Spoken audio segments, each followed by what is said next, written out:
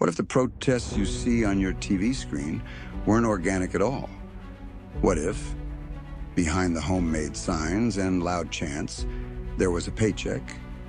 It sounds like a conspiracy theory, but investigation suggests that, in some cases, it's absolutely true. We're pulling back the curtain on protest movements in America and asking the uncomfortable question, who's really funding the chaos in the streets? Independent journalist Nate Friedman didn't set out looking for corruption. He stumbled on it. Covering what was billed as a Tesla protest in downtown New York City, he noticed something strange. Elon Musk had once been celebrated by the political left, but suddenly, almost overnight, he was being branded as a Nazi. As a Jewish man whose family had suffered in the Holocaust, Friedman couldn't ignore how bizarre and offensive that framing was. So he decided to dig deeper. When he arrived, he expected spirited debate.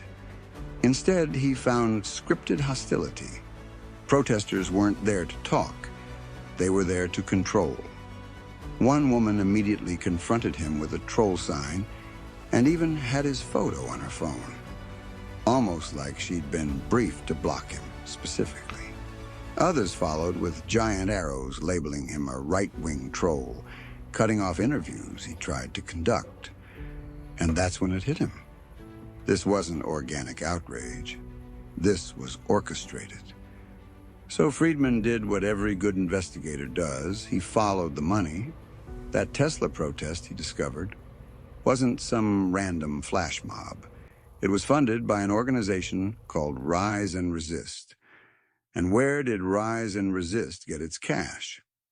Through ActBlue, the democratic fundraising platform that funnels billions of dollars to progressive causes. Layer by layer, the trail led back to the same names that always seem to pop up in the middle of political street fights: billionaire donors, left-wing networks, and organizations with more resources than most small towns. But it didn't stop there. Friedman uncovered something even bigger: the People's Forum. On the surface, the People's Forum is a trendy bookstore and gathering space in downtown Manhattan. But financial records revealed that it was being fueled with millions of dollars from Roy Singham, a self-proclaimed billionaire Marxist who sold his IT consulting company for nearly $800 million. Rather than quietly retire, Singham used that fortune to fund groups that push radical agendas. More than $20 million flowed into the People's Forum through complex donor-advised funds designed to hide the true source of the money. In one tax filing, the Forum even thanked their comrade Roy Singham for his support. Inside, they host classes teaching young people that socialism and communism are positive systems, despite the historical evidence to the contrary. Many of the protesters you see in the streets cutting off traffic or waving flags first pass through these programs. Zionism, the movement for Jewish self-determination, is often used as a gateway issue, a wedge to radicalize young activists before steering them into broader Marxist ideology. And while most protesters on the ground aren't paid, many of the organizers are. That brings us to David Chung, an activist Friedman repeatedly ran into. On tax forms, Chung is listed as making about $75,000 a year as an organizer with the People's Forum. Think about that. A professional protester with a full-time salary, not someone volunteering their free time. When Friedman confronted him and asked if he was being paid $80,000 a year to protest, Chung offered only 2 words: no comment. The deeper you go, the clearer the picture becomes. These movements are not just angry crowds that show up spontaneously. They are managed, funded, and guided by organizations that write the talking points, print the signs, and even control who can speak to journalists. They train speakers, they rent venues, they book lineups of activists who deliver perfectly crafted sound bites. It's organized politics, masquerading as grassroots uprising. And this goes beyond New York.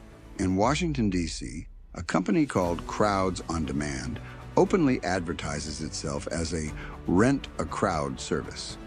Reports say demand for its services jumped 400% in recent years. Imagine that. Not only can you buy TV ads, you can literally buy a protest. Now, none of this means every single protester you see is paid. Many are there for deeply personal reasons, but the ecosystem behind them, the lawyers, the organizers, the nonprofits, is heavily funded. And again, Soros-linked groups often appear somewhere in that ecosystem, sometimes directly, sometimes one or two steps removed. Critics argue that this blurs the line between free speech and manufactured outrage. If a protest is orchestrated by money, can it really be considered the voice of the people, or is it the voice of those who can afford to bankroll a movement? Supporters say it's simply democracy in action, rich donors using their resources to support causes they believe in. But to ordinary citizens watching chaos unfold on their streets, it can feel more like manipulation than participation. The question we're left with is not whether money is influencing protests. That much is undeniable. The real question is, how much of what we see is authentic anger, and how much is theater, carefully staged for cameras, amplified by media, and funded by billionaires with an agenda? And as we'll see in the next part of this series, the same tactics that fund protests are also used to reshape media, courts, and even local law enforcement. The game is bigger than most people realize.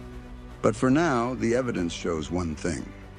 When the signs are pre-printed, the chants are scripted, and the organizers are on salary, we can no longer call these eruptions of outrage organic. They're not grassroots. They're astroturf. And they're changing the way politics looks in America. So next time you see a march or a riot on TV, ask yourself, who's really paying for it? Because the answer might surprise you.